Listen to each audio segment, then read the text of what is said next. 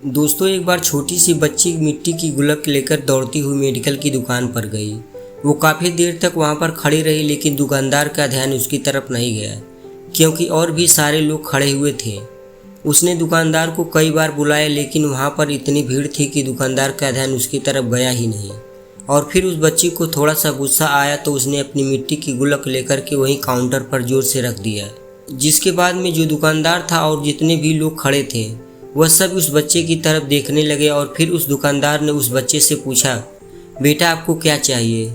तो छोटी बच्ची बड़े भोलेपन से बोली कि मुझे एक चमत्कार चाहिए। यह सुनकर के दुकानदार को कुछ समझ नहीं आया, ना ही वहाँ पर जो लोग थे उनको भी कुछ समझ में नहीं आया, और सब उनकी तरफ देखने लगे। फिर दुकानदार ने बोला, बेटा चमत्कार तो यहाँ पर नहीं मिलता है।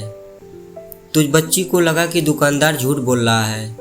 तो बच्ची ने कहा कि मेरी गुल्लक में बहुत पैसे हैं, अब बताओ आपको कितने पैसे चाहिए, लेकिन मैं आज यहाँ से चमत्कार लेकर के ही जाऊँगी। वहीं काउंटर पर एक और आदमी खड़ा था। उसने उस बच्ची से पूछा कि क्यों चाहिए तुमको चमत्कार?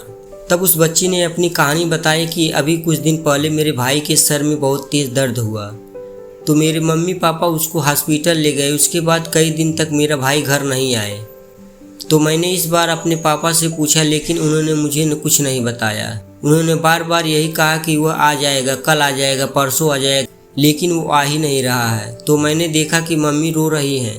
पापा मम्मी को कह रहे थे कि उसकी दवाइयों के लिए और उसके इलाज के लिए जितने पैसे चाहिए उतने मेरे पास में नहीं है। अब उसको कोई चमत्कार ही बचा सकता है। तब मुझे लगा कि अगर मेरे पापा के पास इतने पैसे नहीं हैं तो क्या हुआ, मेरे पास तो हैं।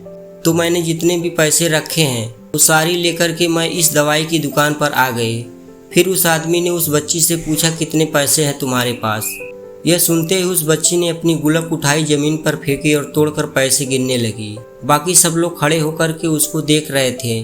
थोड़ी देर बाद उसने सारे पैसे अपने हाथ में इकट्ठे किए और बोली, मेरे पास में पूरे 19 रुपये हैं। जो आदमी वहाँ पर खड़ा था वो थोड़ा सा मुस्कुराया और बोला कि अरे तुम्हारे पास तो पूरे पैसे हैं, इतने का ही तो आता है चमत्कार। यह सुनकर बच्ची बहुत खुश हो गई और बोली कि चलो मैं आपको अपने पापा से मिलवाती हूँ। बाद में पता चला कि वो आदमी कोई आम आदमी नहीं था, बल्कि बहुत बड़ा न्यूरो सर्जन था, और उसने सिर्फ 19 रुपये ले करके उसके भाई की सर्जरी करी। और कुछ दिन बाद वो ठीक होकर के घर वापस आ गया। फिर कुछ दिन बाद वह बच्ची, उसका भाई, उसके पापा, उसकी मम्मी चारों एक साथ बैठे हुए थे और बात कर रहे थे। तो उसकी मम्मी ने उसके पापा से पूछा कि अब तो बता दे यह चमत्कार आपने कैसे किया?